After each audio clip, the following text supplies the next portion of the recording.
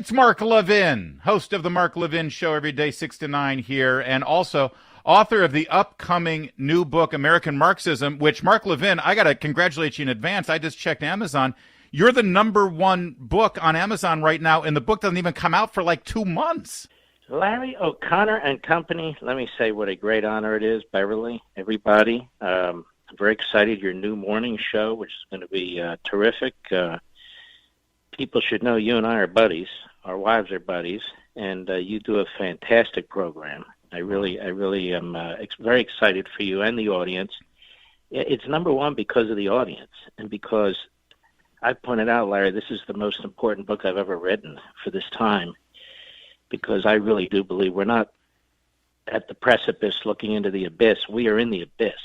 So it is time to push back and fight back. And the whole point of this book is to explain. People talk about critical race theory. They talk about the border. They talk about the transgender indoctrination in our schools.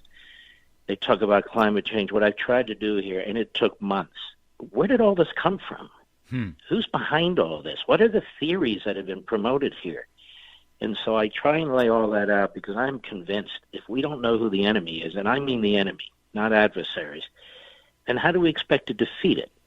And then in the last chapter, which is 10,000 words long, I talk about my ideas on many things we can do. What we need is a movement. You can see it starting in Loudon and some towns in Texas and New York here and there, which is fantastic. But what we need now is a national movement pushback. I've been involved in these movements, whether it's the Reagan Revolution or the Tea Party Revolution, even Donald Trump's revolution. We need a huge unity battle here, and that's this book is intended to do. Well, I can't wait to read it. And as you know, and thank you for those kind words, and we are friends, and we often talk about, it's not enough to just sit and complain and yell and point out what's wrong. You got to come up with solutions, and that's why I love your show so much. That's why all of us love your show so much, because you give us a path forward to fix these problems. So and to that end, I'm thrilled that you're able to stay with us a little while here in the 8 o'clock hour. So I want to get a little bit more into the book in a bit, but I'd also like to focus on what's happening right now in the news, because I think that you have some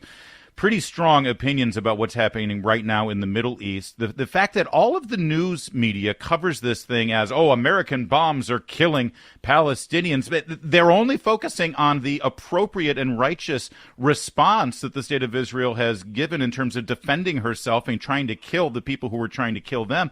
They seem to have forgotten the Hamas terrorists and the unprovoked attacks on innocent civilians. Look, when a terrorist shoots thousands of missiles into a country, there's going to be a response. The Israeli response is this. They have the ability to flatten the entire Gaza Strip and the Palestinian Authority territories in 72 hours and wipe them completely off the face of the earth. Is that what they've done? No. Are they Putin? No. Are they Xi? No. Are the Islamo-Nazi regime That's such Tehran? a great point. No. They keep calling this apartheid and ethnic cleansing. If they wanted to ethnically cleanse, they could have done it years ago. And they could do it now.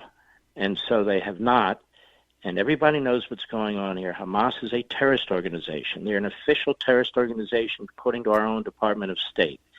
They're funded by the Iranians. They are funded by the Muslim Brotherhood. They're in alliance with Islamic Jihad, which was created by Iran.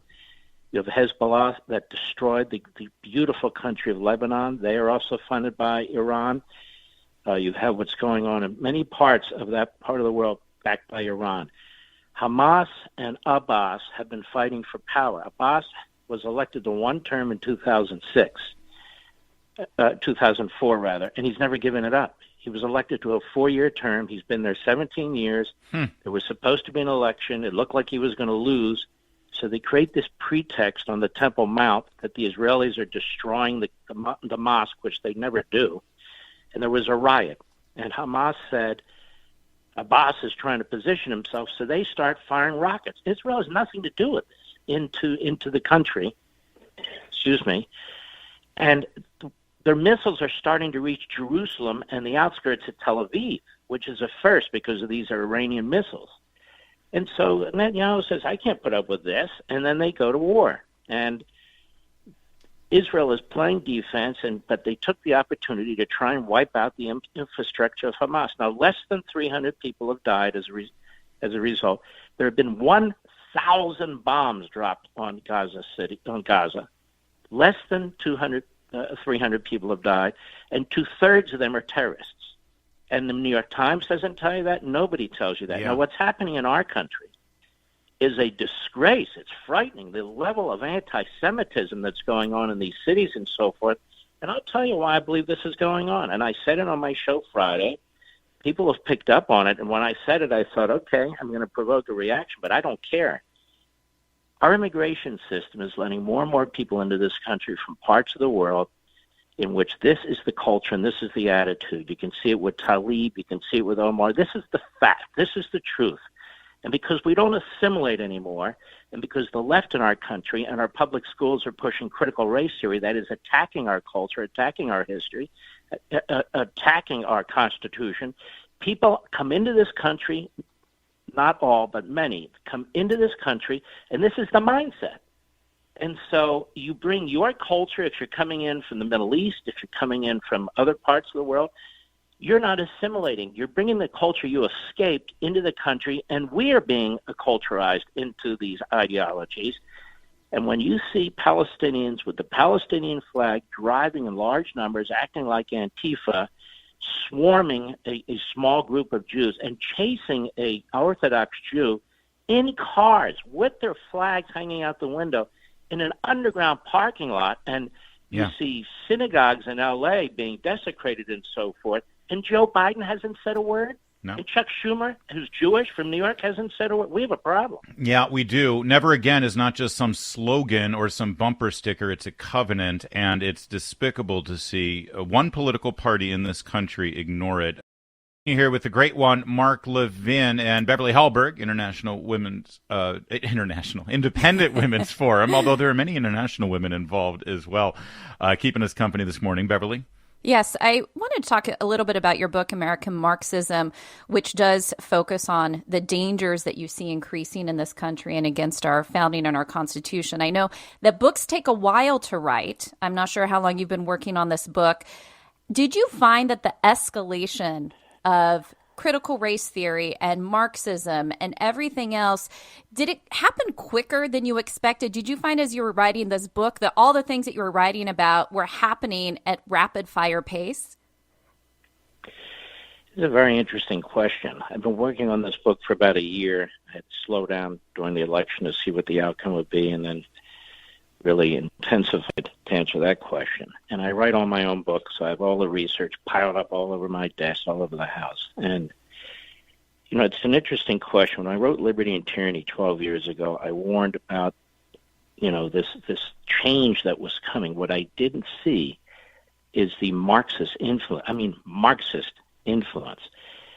The quickness with which it hit, no, nobody anticipated that. What happened here was we got this virus. And so all these movements in the United States spawned from Marxism, what I call American Marxism now, because it's been an Americanized form of Marxism. What happened is they all moved, and they moved quickly. Black Lives Matter is a Marxist movement. It's not a black movement. Antifa is a Marxist anarchist movement. They moved quickly, and they looked for opportunities. George Floyd is their big focus, but think of all the thousands of black people who are murdered in our cities every year by other black people. They don't even talk about that.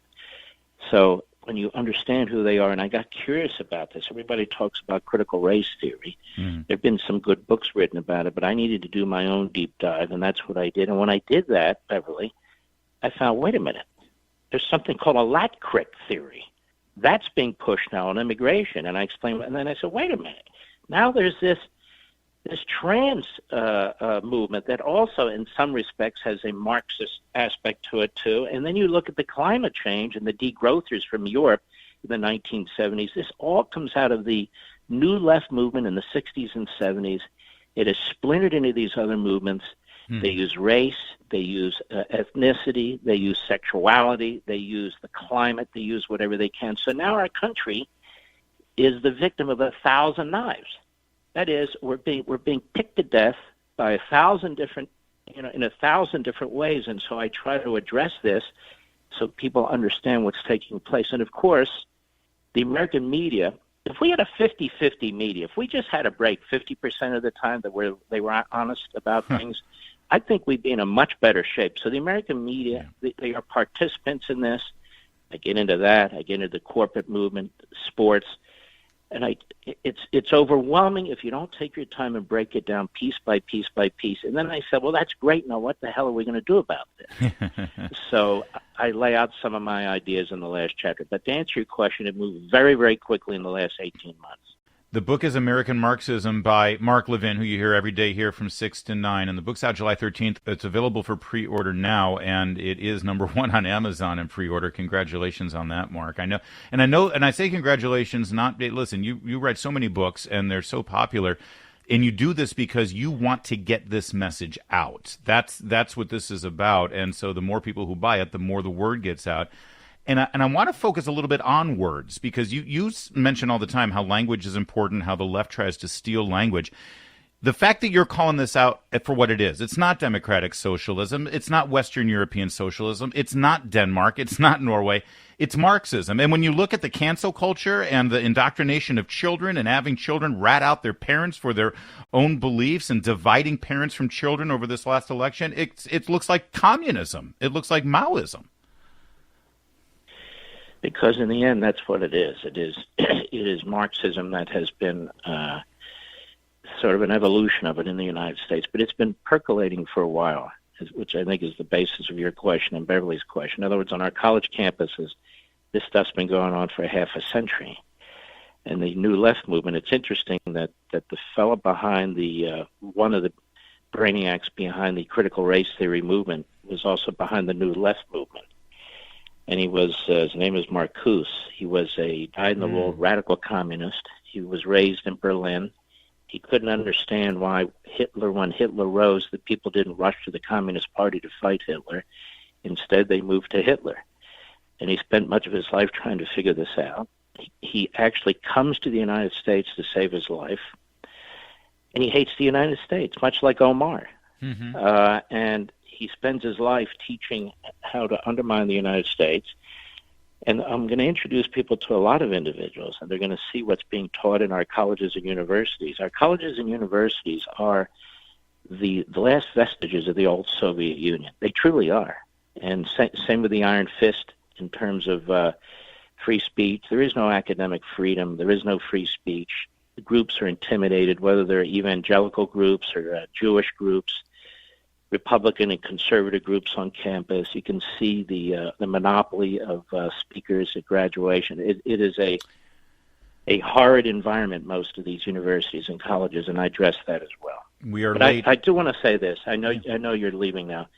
This issue of anti-Semitism is an American issue, because if you look around Europe, you see what's happened to Paris, you see what's happening in London. It's happening in the United States. When you have open borders and open immigration, you do not assimilate. When you're destroying your own culture and your own civil society from within, and people are coming in and seeing that, that is a clear model of self-destruction and insanity.